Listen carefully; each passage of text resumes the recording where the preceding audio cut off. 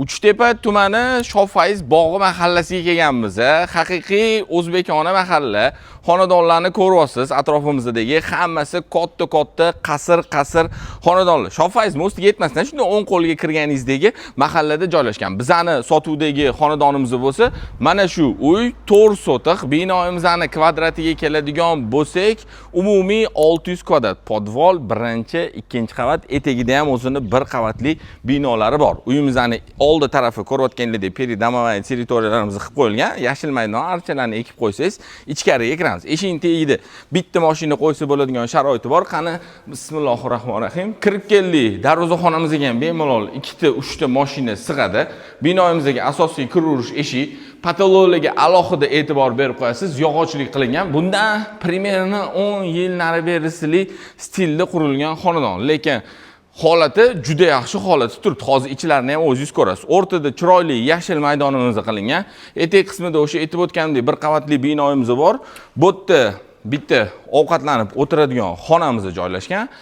Keyin shundoq yonida bo'lsa, bu bizani oshxona qismimiz. Akam aytibdi, buni biz yozgi oshxona qilib ishlatganmiz do'tili. Lekin ko'ryapsiz, yopiq-ku. Xohlasangiz bu yerda qishki oshxona qilib ham bemalol foydalansangiz bo'ladi. Tashqari tarafimiz uchun sanuzel va binoni ichkari tarafidan ko'rinishi, tepalari yog'ochlik bo'lib, juda boshqacha bo'lib turibdi. Mana shu turishida o'zingiz bitta 1 dan 10 gacha baholab o'tib, videoga like bosib qo'ying. Men bo'lsa ichkari tarafdan planirovkamizni ko'rsatib, tanishtirib o'taman. Uyimizga asosiy kiraverish, kirganda o'ng qo'lda o'zi общий sanuzel bo'lgan ekan, akam hozir garderobni qilib qo'yibdilar. Uni hozir video davomida ko'rsatib o'taman. Kirdik, chap qo'limizda bizani mana shunaqa katta zalimiz kutib oladi. Zalni kattaligini qarang. Bemalol bu 12 kishilik stul, mana shu joyga divanli zona qilib qo'ysa bo'ladi. Mana sharoiti bor, o stollari turibdi. Bu yoqda bo'lsa действующий kamin onyx toshlardan ishlatib, masjidga kaminni yasatirib qo'ygan ekan. Lokam действующий, xohlasangiz o'tinda, xohlasangiz gazda ishlaydigan kamin bo'lgan. Hovli tarafga oynalarimizga qaragan. Xullas, stil to'g'ri, bundan 10 yil, 12 yil oldingi, lekin haligacha kirib bemalol yashasangiz bo'ladigan stilga o'xshab turibdi. Podvolga tushirishimiz, ikkinchi qavatga chiqarishimiz va kirdik ro'paramizda bo'lsa, bizani mana shunaqa katta oshxonamiz kutib oladi.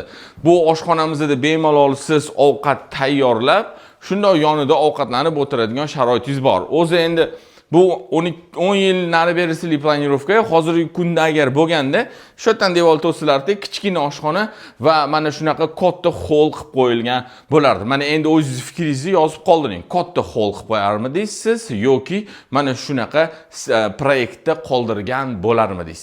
Ikkinchi qavatga chiqarishimiz, ro'paramizdagi xonadan boshlaymiz. Bu bizani ota-onalar uchun mo'ljallangan yotoqxonamiz. Hozir hamma master spalniy deyapti. Mana shu bizani master spalniyamiz bo'ladi.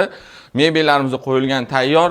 Bu yoq tarafda bo'lsa, o'zining ichida sanuzeli, vannasi bilan joylashgan. Xullas, kravat qo'yib qo'yganimizning o'zidachi joy bemalol-da, yoki bemalol mana shu divanli zona ham qo'yarsangiz bo'ladi. Keyin bizani balkonimiz bor. Balkondan hovlimizning ko'rinishi. Takoy akkuratniy kichkina balkon qilib qo'yilgan. Bu yerga ham yozda o'tiradigan mebelni qo'yishga moda bo'lib ketdi. Balkonga shunaqa bitta mebel qo'yib qo'ysangiz bo'ladi.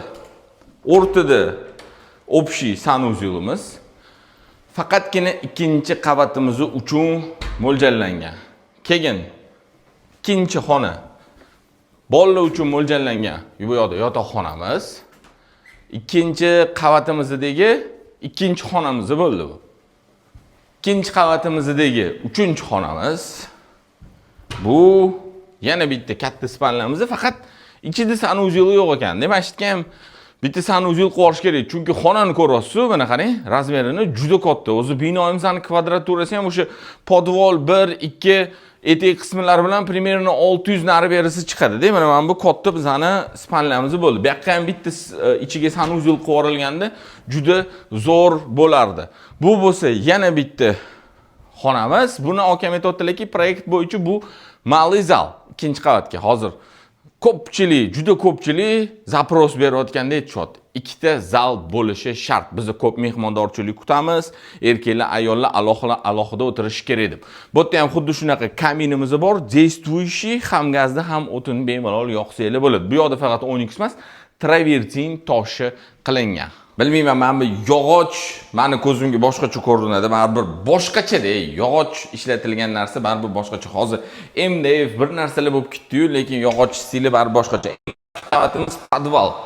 Katta basseynli zonamizda qilingan. Jakuzzisi bor, basseynni, podogrev, xullas hamma narsasi bor. Tayyor ishlab turgan. Kirganimiz chap qo'limizda bu yerda dushevaya, albatta basseyn bo'lgandan keyin o'zini bu yerda turetskiy hammami qilingan, sanuzyularimizgacha tayyor qilib qo'yilgan. Keyin shunda tushdik podvalga, o'ng qo'limizda bo'lsa bizani bu yerda sport zal, kinoteatr yoki bitta kabinet qilib qo'yish uchun xonamiz qoldirib ketilgan va shunda pastga tushganimizda bu yerda o'zini garderobnisi va bu yon burchagimizda bo'lsa холодная komnatamizgacha qilib qo'yilgan. Uyimizni ko'rdingiz, ichlari ham zo'r holatda turibdi. Kirib yashasa bo'ladigan. O'zi, masalan, bir ikkita uylarga kelsak aytamiz, et-betiga qarab yashasangiz bo'ladi. Buni tayyor shunday kirib yashasangiz bo'ladi. Mebellarigacha qo'yib qo'yilgan. Bu xonadonimizda sotuvda, o'rtada hech kim yo'q. Primoy joyi egalarining telefon raqamlarini yozib qoldiraman. 4 sotiq 600 kvadrat binoyimizni ichida mebellari bilan birga. Telefon nomerli videoning opisiyaniyasida bemalol o'tib bizning nomimizdan murojaat qilaverasiz.